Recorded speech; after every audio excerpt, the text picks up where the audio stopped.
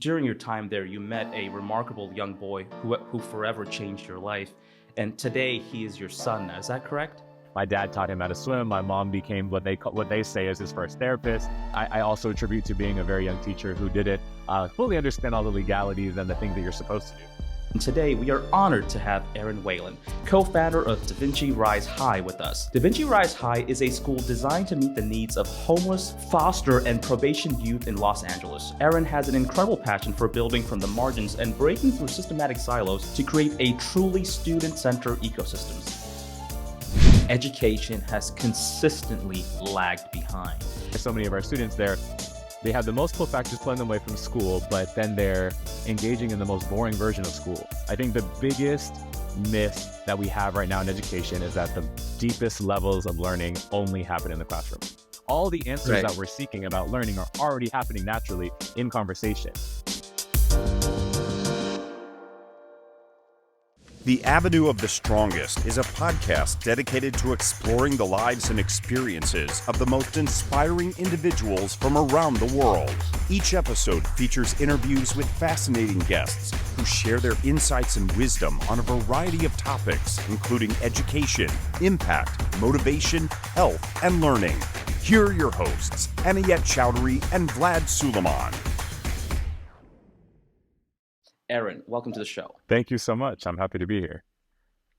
Yeah, thank you for being here. I actually want to get started. Before we start talking about Da Vinci over here, I would love to take you back to when you first began your teaching career at North Miami Middle School. Yeah. I read an article and I was trying to pull up some more information, and I did not really, it seems to be that there's very limited information online. I really want to talk about this. I want to learn more about the story. So, and please correct me if I'm wrong, but during your time there, you met a remarkable young boy who forever changed your life. And today he is your son now. Is that correct? That is correct. You beat me to the punchline. If it's okay, I would love to. As soon as I read that, I wanted to try to find more information, but I couldn't pull it up on Google. Maybe there is more information about there, but I don't think there's any better way for me to ask than just simply to ask you, because that struck a chord, in my heart. So please, can you share more about that story with me? This podcast is sponsored by ArgoPrep, an award-winning educational publisher serving over 1 million students nationwide. If you're a kindergarten to 8th grade teacher or principal, be sure to check out our supplementary workbooks to get your students ready for standardized state testing. We cover all subjects from kindergarten to 8th grade. Use the coupon code AVENUE for a 25% discount off of all purchase orders. Visit us today at argoprep.com/store.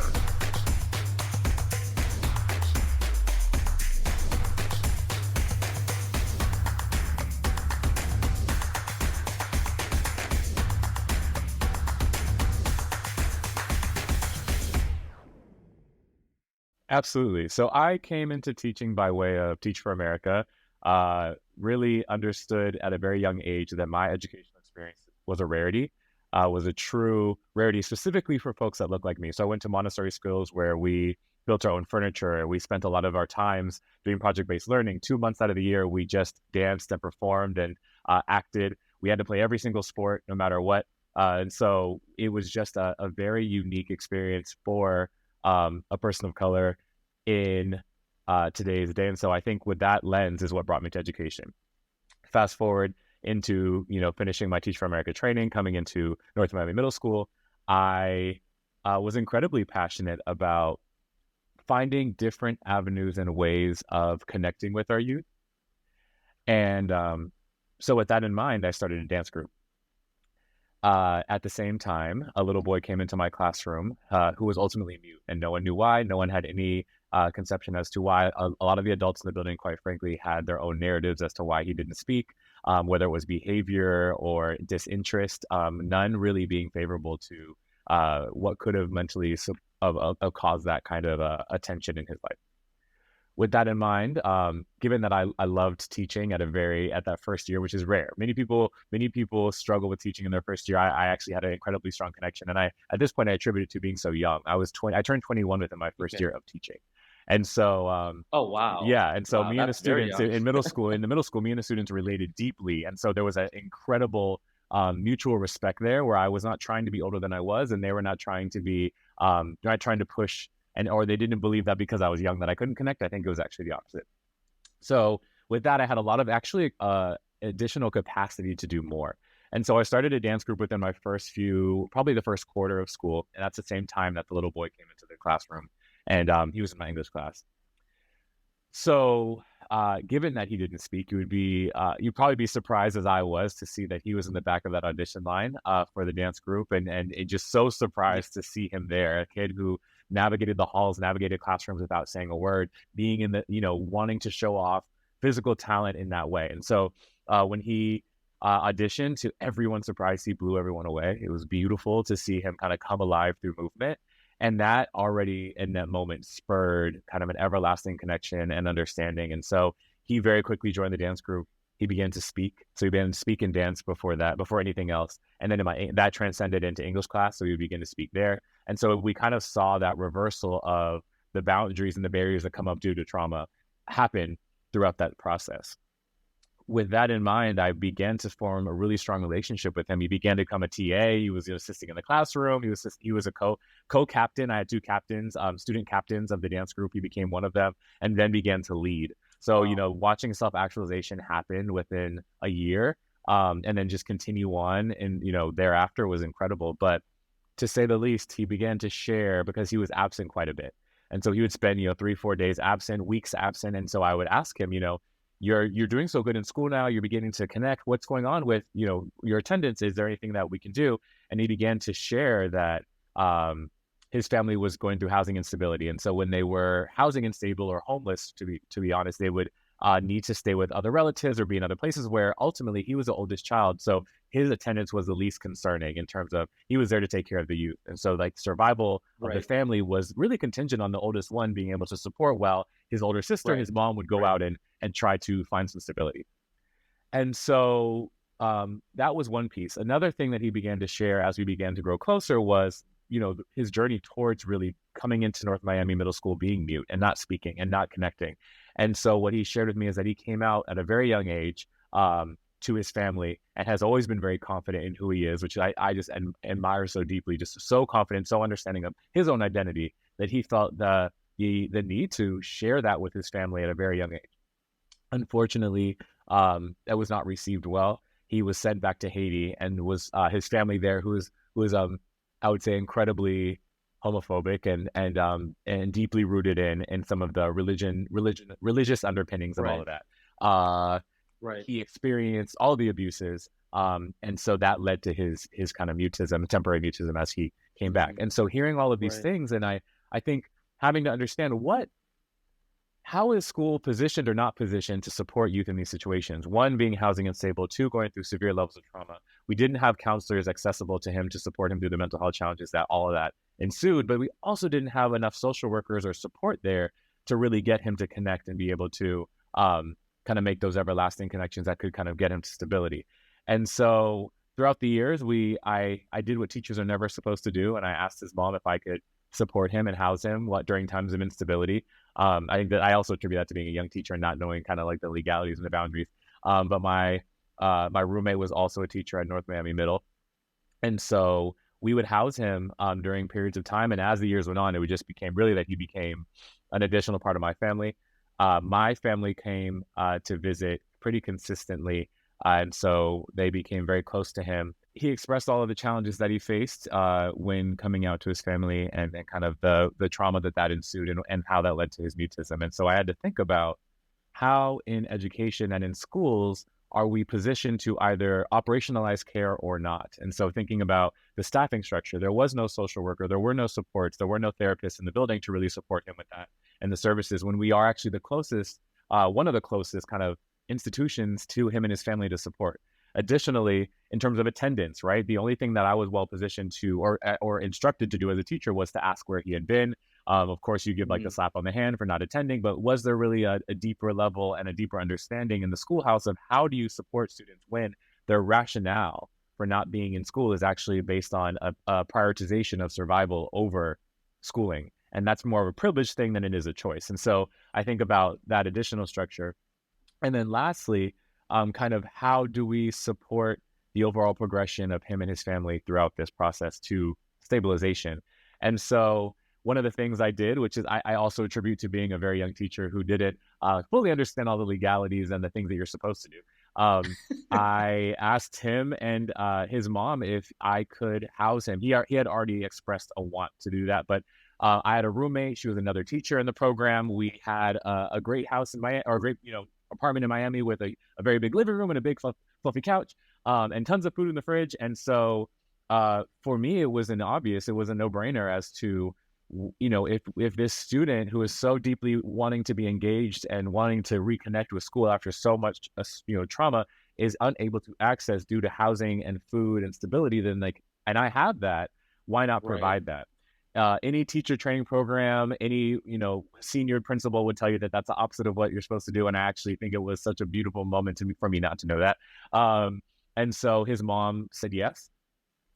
Fast forward 4 years, he, consistently spends more and more time with us as his family is going through. We're communicating with the family, growing relationships there. And then my parents come down to Miami multiple times a year while I live there, and they connected him deeply. My dad taught him how to swim. My mom became what they say is his first therapist.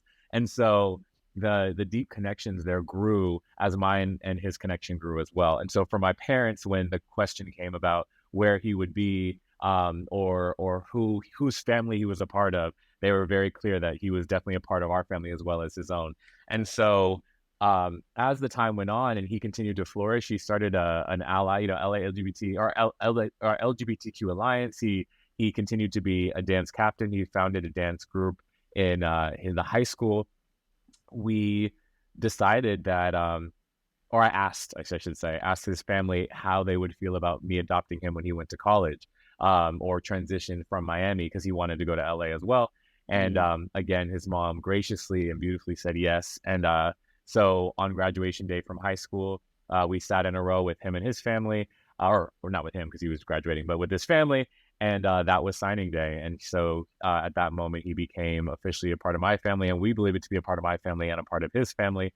And so it became just that he was added more family to the folks that love and support him. He graduated from college. He now works in all kinds of different spaces, and is doing really beautiful work, and was a dance major, but then ended up doing a lot of kinds of social media management and fashion curation and architectural work in terms of just like the media side.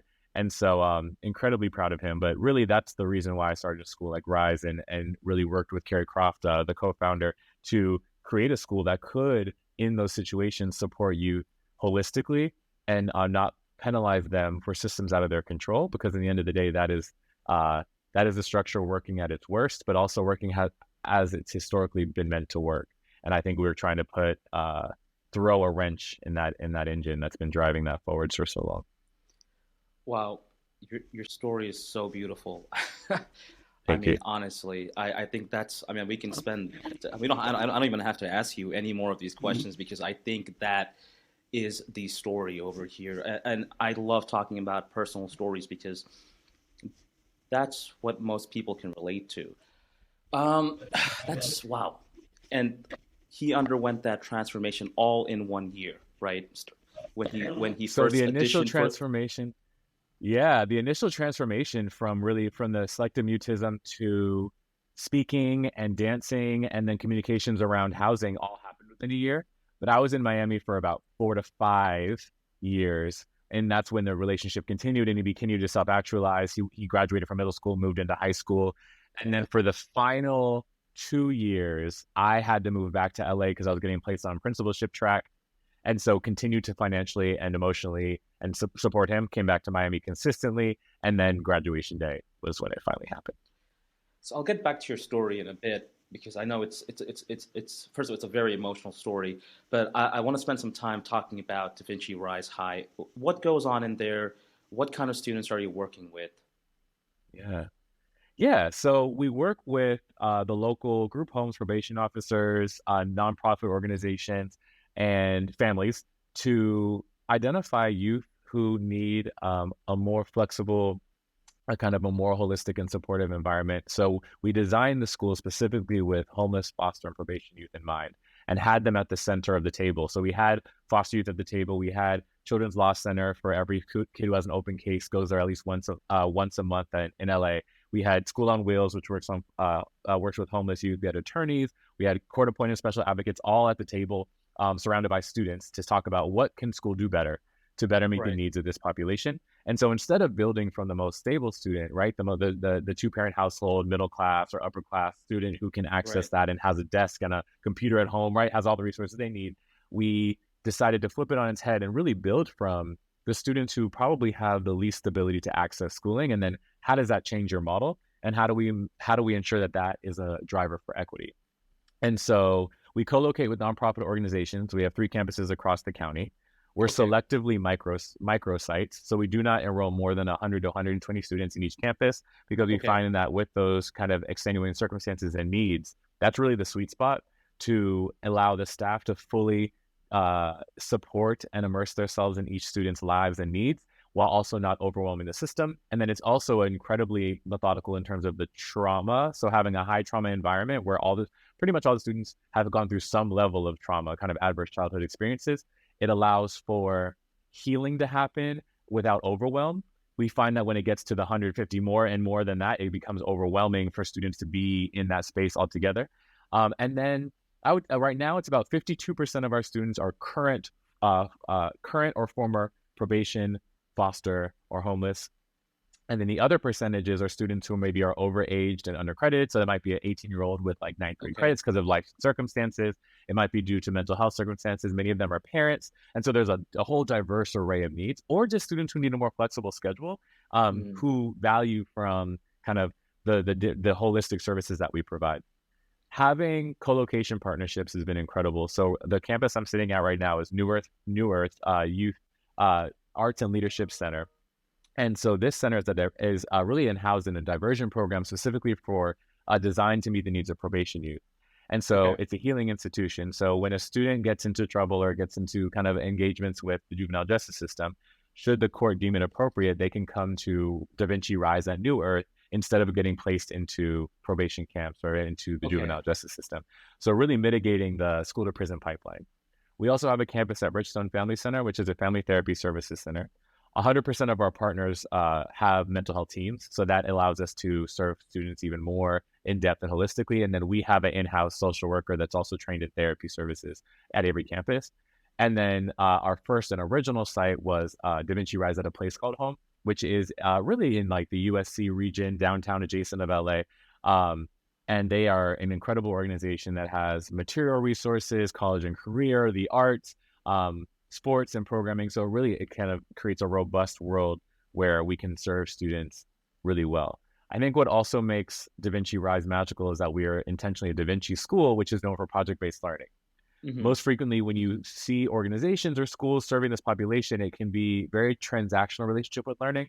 So the way that many schools and kind of entities have mitigated the transiency of our youth is to make education very transactional. So like, finish this unit and you'll get a credit, right? And so what we wanted to do is use the Da Vinci model to flip that on its head and say, no, you're going to come in, we're going to do projects, we're going to get our hands dirty, we're going to take you out, we're going to give you the most engaging curriculum possible, because in fact, you have so many pull factors that are pulling you away from school, right? And so that's why so many of our students they have the most pull factors pulling them away from school, but then they're engaging in the most boring version of school, and then we're wondering why they're dropping out, right? And so it's like, how do we actually provide equity by making the most exciting and most relevant versions of school for these kids who deserve it and who have also so many reasons not to engage?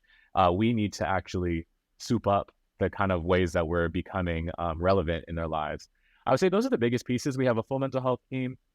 We do all competency-based education, so we're looking at skills, not so much standards. So if you can Google it, we're not going to spend time deeply teaching it, right? We're really looking at, you need to know like certain facts and realities in the world, of course.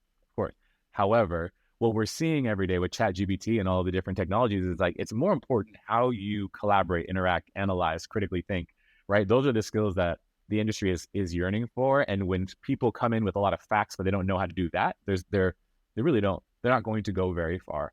And so I Right. think that is another piece of the puzzle that we find to be really important in terms of like career readiness and college, if that is where they want to go, and kind of like their self-actualization is those skill sets are the most important thing. And we need to make sure that education is iterating and not just focusing on rote memorization, which is no longer useful for anyone. 100%. Has ChatGPT found its way into the years of your students?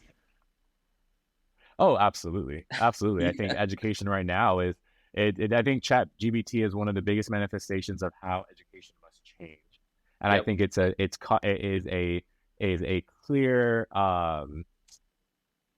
clear benchmark for educators, for those who are maybe in denial about like how their practice needs to iterate. Mm, ChatGPT is now it, right? Where it's like our student can say, analytical essay about parrots, and now there's a thing that can create a unique yep. and power and maybe structurally solid version. And so that does not mean that students no longer need to learn how to write essays, but it does mean Right. we need to figure out like what do they do with that and how do they make it most useful in their everyday lives. And we do need to pivot a little bit of attention on maybe it's the thinking behind the essay that's more important, the analyzing of what ChatGPT spits out, than focusing so much on maybe something like MLA format, which is more of a political line. So Yeah. yeah, a lot of thoughts on that. But I think, yeah, we need to make sure that we are listening to the rumbles that are happening around us, and make sure that education is not the same education that, the Carnegie unit that was built, over 100 years ago for the Industrial Revolution, right? We are not in that day and age anymore. So how do we continue to iterate at a time when Yeah. educators have never been so tired, right? Yeah. Coming out of the COVID campus closures and all of the tensions that ensued, like how do we find the energy and how do we get the support from industry to iterate? Yeah. This is a very critical time actually, for education. Education has always lagged behind, right? There has been, every time we come out with a new technology every couple of years, and education has consistently lagged behind. And unfortunately, I don't understand why we are so slow to catch up with this, but we are in a point of time right now where we have, AI has been a hot topic for many years, but the use case that we're seeing right now, specifically with Chat GPT and what Google's coming out with and all these other big companies are coming out with, is we're at a point of time where we can no longer just continue to teach in the classroom as we do right now. Every industry is going to be radically, I wouldn't use the word transform, but we're going to see some changes. And if we don't have changes in our educational policies and system, we are in for a lot of trouble. We are in for a lot of trouble because we are not going to set up our students for success. But with that point, I actually want to jump to something that I read something that you mentioned in an article, which it really resonated with me. I don't know if you remember this, but you mentioned industries are seeking emotional intelligence and interpersonal competencies. Though specializations are important, you consistently hear other leaders, meaning CEOs and people that hire other individuals, is I need passion, mission, and vision alignment and an ability to work with others. And you can coach and train the rest. That's such an important statement, which I agree with you 10 million percent. If I can get on a mountain and have a megaphone or something and just scream that on the top of my lungs, I would do so every single day. People fail to realize, or I don't know, the education system fails to realize that when companies hire people, they're assessing for EI, they're assessing for emotional EQ, they're assessing for, hey, is this person loyal, honest, trustworthy? Can they learn? Can they be a team player? It has nothing to do with memorization. It has nothing to do with how well they can get good at something, because most workers, when they join a company, they undergo a robust onboarding process where they are trained in what they have to learn. That is actually the easiest thing to teach. Again, that is the easiest thing to teach. I can teach you what to do, but it's so much harder to teach for emotional intelligence. It's so much harder because when someone does not have that, that's a problem. So Absolutely. what can we do as school? I mean, what can schools do? Because I really think we have this all backwards. We have this all backwards. Do you think we're going to see change in the coming? I would say. I mean, I would hopefully say in the coming next quarters. I don't want to say years because 2 years from now we're going to be looking at a lot of different changes, and it's already going to be too late. But I don't know. Do you think overall we're going to have a new reimagined classroom in the next year or two? Absolutely. I don't think we have a choice in terms of reimagining the classroom, reimagining how we are educating, and also, to be quite frank, reimagining where we believe learning happens. I think the biggest myth that we have right now in education is that the deepest levels of learning only happen in the classroom, right? Mm-hmm. I think there's a few studies right now of like surveys going around asking people, human beings, youth and adults, likewise, like if you needed to learn and deeply understand a topic, where would you go? And one of the least common places is a classroom.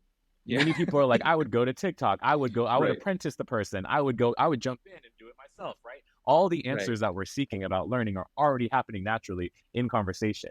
And I think the conversations around AI and where that's going is another layer of that, right? Like, how are you learning and what is the components that you need to learn?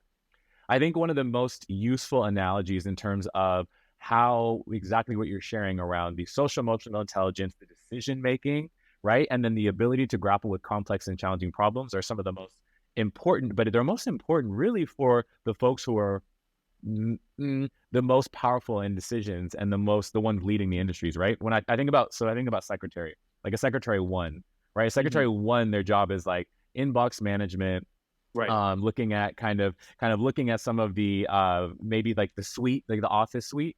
We're looking at a secretary two. We're looking at like budget management, right? So now we're looking at like decision making. We're looking at scheduling, maybe, right? Like, how can I manage my if I'm an EA, manage their schedule, manage the things that are happening, maybe draft emails to be then sent out by that person. We're looking at a secretary three. We're looking at like confidentiality, right? We're looking at like being in spaces and taking notes and mitigating conversations and being present, making decisions when the person above you cannot make the decision, right? Because you know the mission and vision alignment, you know what can and can't be said, right? So I think as we're looking at those tiers, we're looking at, this is exactly what you said, decision making, critical thinking, looking at collaboration, where in that base tier, it's very much the things that will be taken over by technology very soon.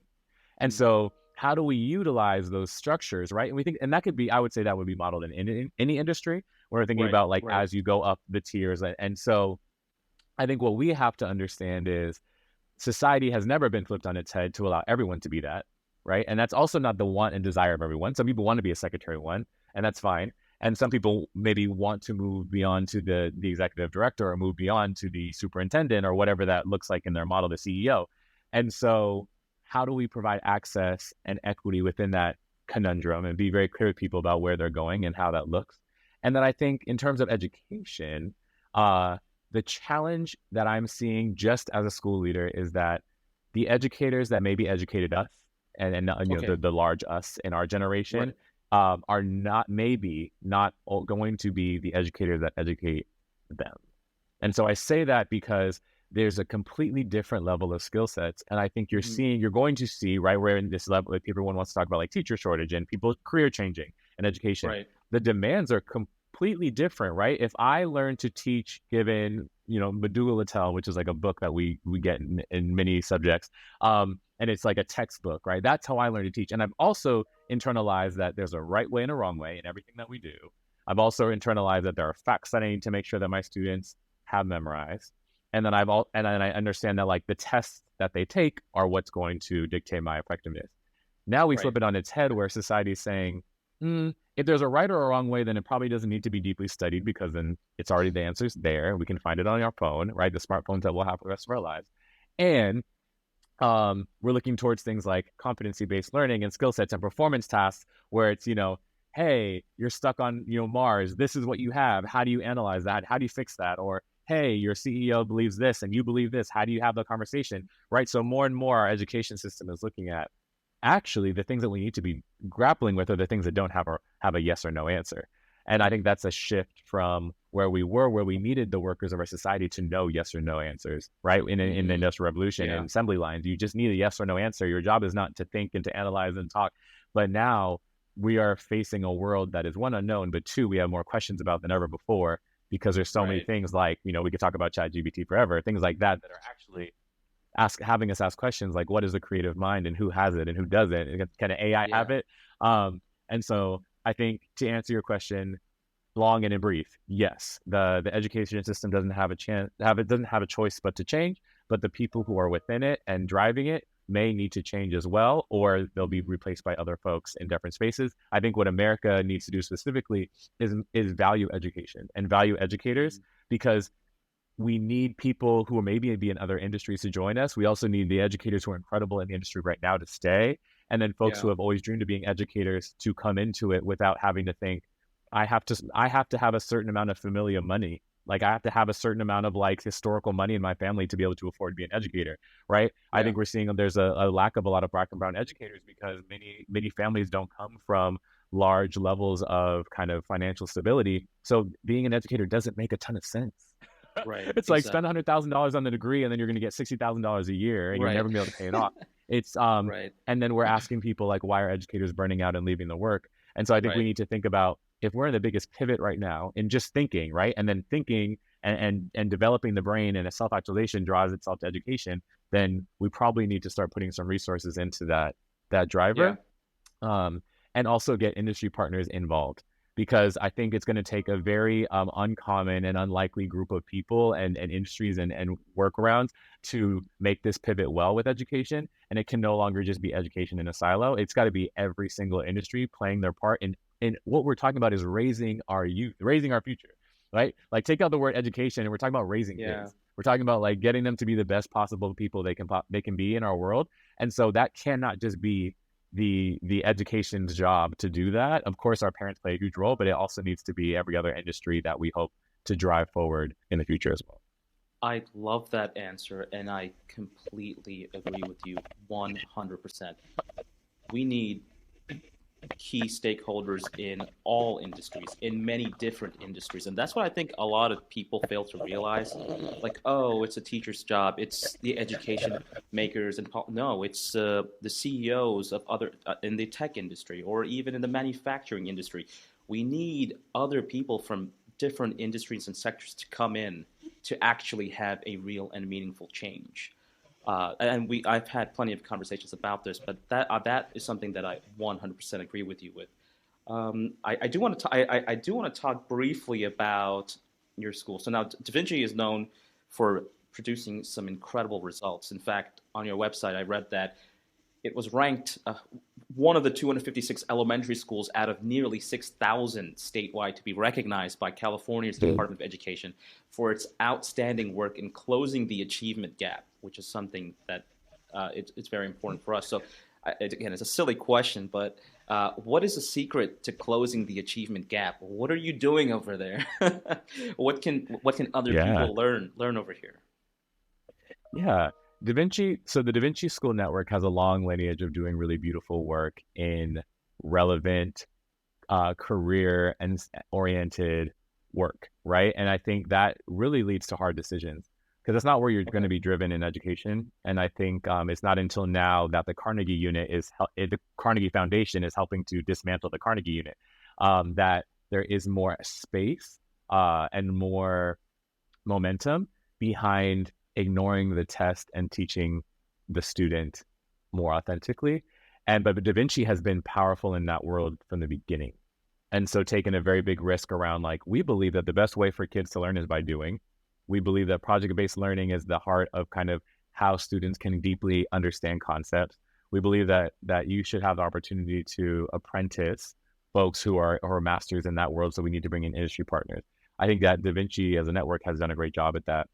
And so yielding like that kind of result where with that kind of mentality, it's not placing students into the kind of world of learning that would push them towards being a Secretary 1, Not to say, not to Right. say that is a, and I hope that, Right. I hope that I'm probably being very controversial if I keep saying that. I don't necessarily mean that, but I mean a person who's doing like, not necessarily innovating. I'm gonna Right. have like a hate mail from secretary ones. But someone who maybe is not innovating or making a lot of choices in the day, but is pushing them towards being at the table and making choices and decisions and advocating on behalf of their needs. So I think that is really the secret sauce of the Da Vinci schools in general. What RISE has really been doing is how do we start from the very base of a human kind of the Maslow's hierarchy of needs? Like how do we start from there and get students the access to be able to get to that place?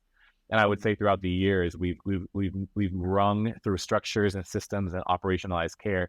We've gone up from in the beginning, the first year of RISE was just how do we get these babies to be able to access school? Like how can we create systems of care to allow them to be in the school building and to do it safely and healthily, given all of the levels of trauma they face.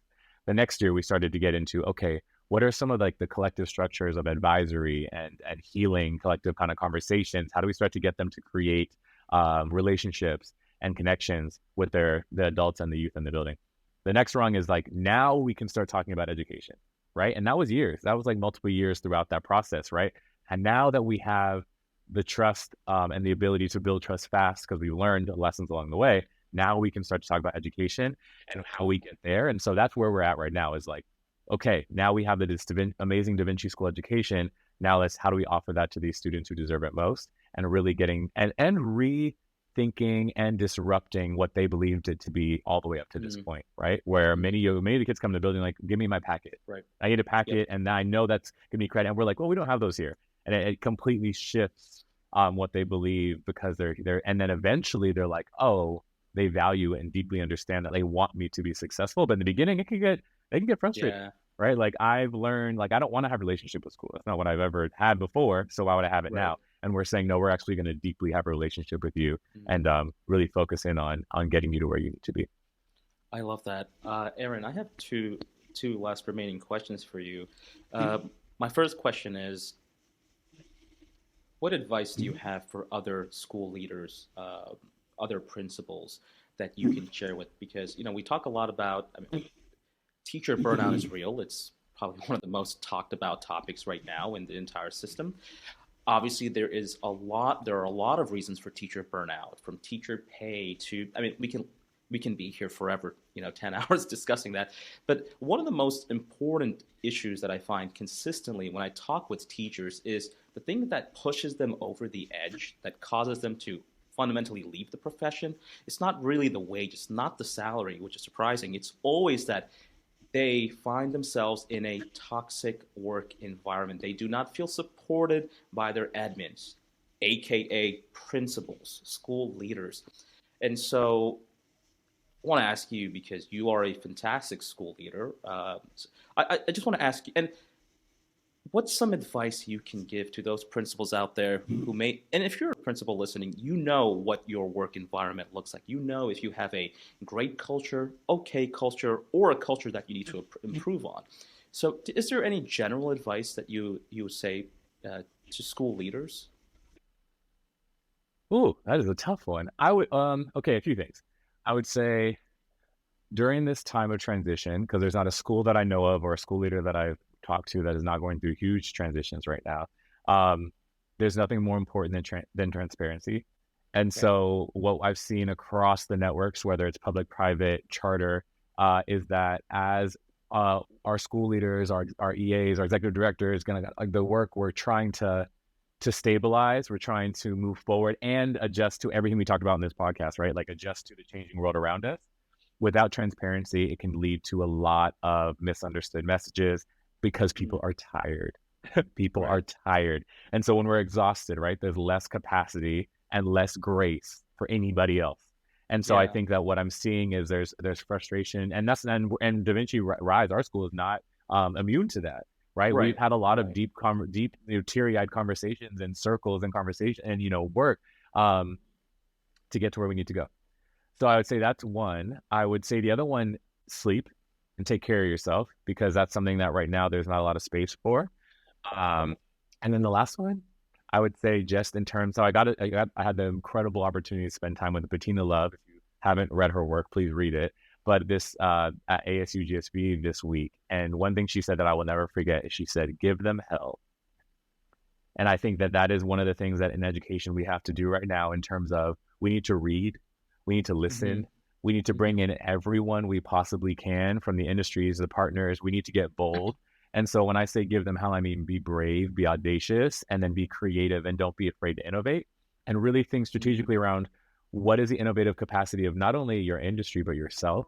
And how do you push that to the very limits right now? Because our kids deserve it, because kids are not coming back to school. And the future world that we need to live in and that we're going to live in deserves it as well. So give them hell by being audacious, unique, and then of course by building from the margins. And that is scary.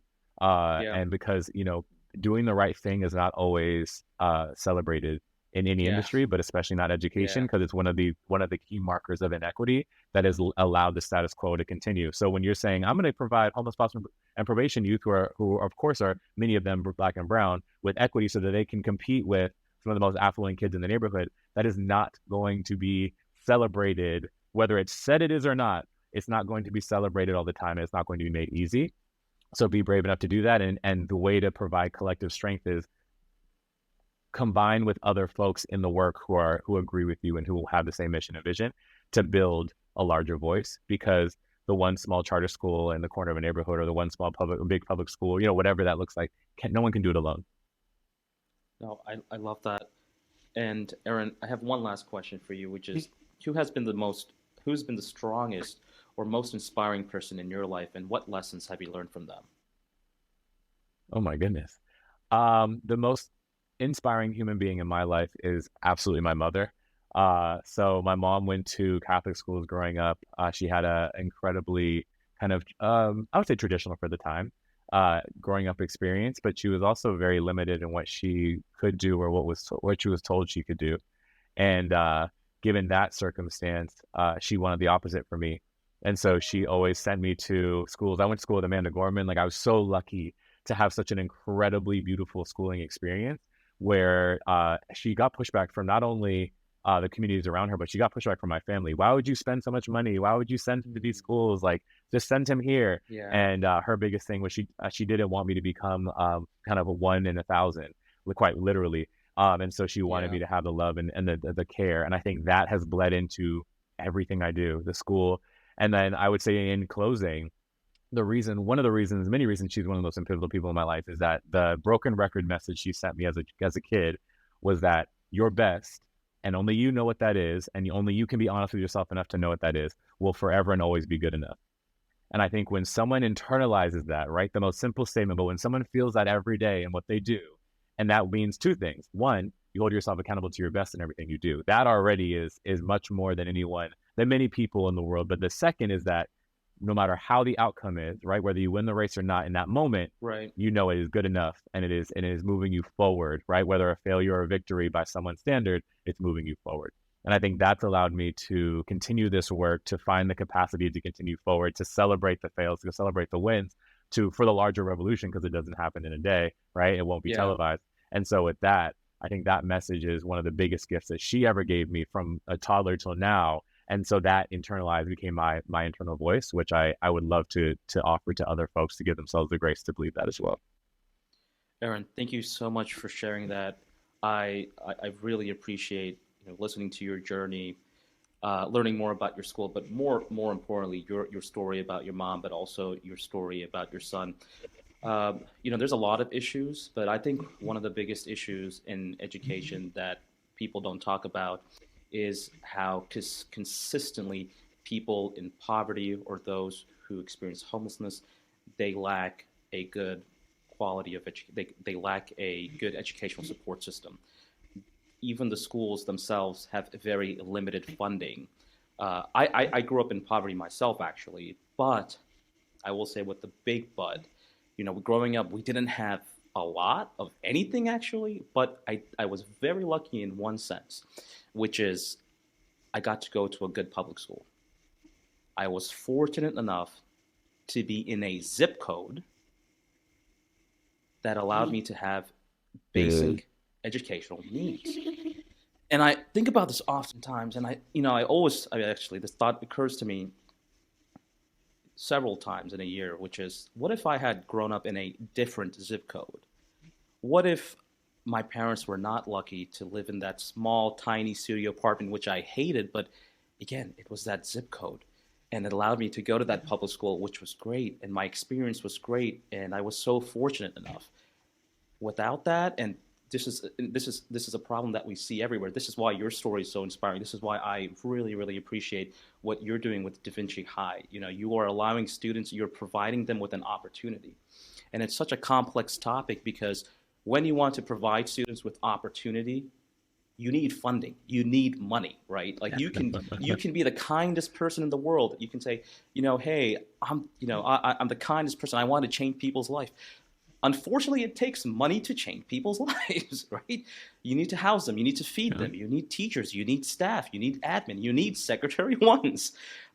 It's such a complex topic, but at the end of the day, I mean, I just want to say thank you for doing everything that you're doing. I find that teachers often have the biggest impact, and without a doubt, I think that teachers play such a prominent role in society that people don't often talk about. So I'm not a teacher myself. I'm very fortunate enough to have a preschool. I may be an owner of that, but I'm not a licensed teacher myself. But yeah, it's so sad that we're at a stage where we don't have enough gratitude and empathy and sympathy and happiness towards educators, when all I can think about is, I often find when I ask people, a lot of the times it's a teacher who has changed their life for good. And so that is so inspiring. So I just wanted to say thank you so much for doing what you're doing, and Thank I you. truly, truly hope to see Da Vinci continue on to partner up with more amazing partners to bring on the much needed services. Oh, thank you so much. And I would push you to understand that you're also an educator. So I think even whether you wear the teacher hat or not, the work that you do to spread messages and to inspire others is education at its most authentic form. Erin, thank you so much for being here with us today. Thank you.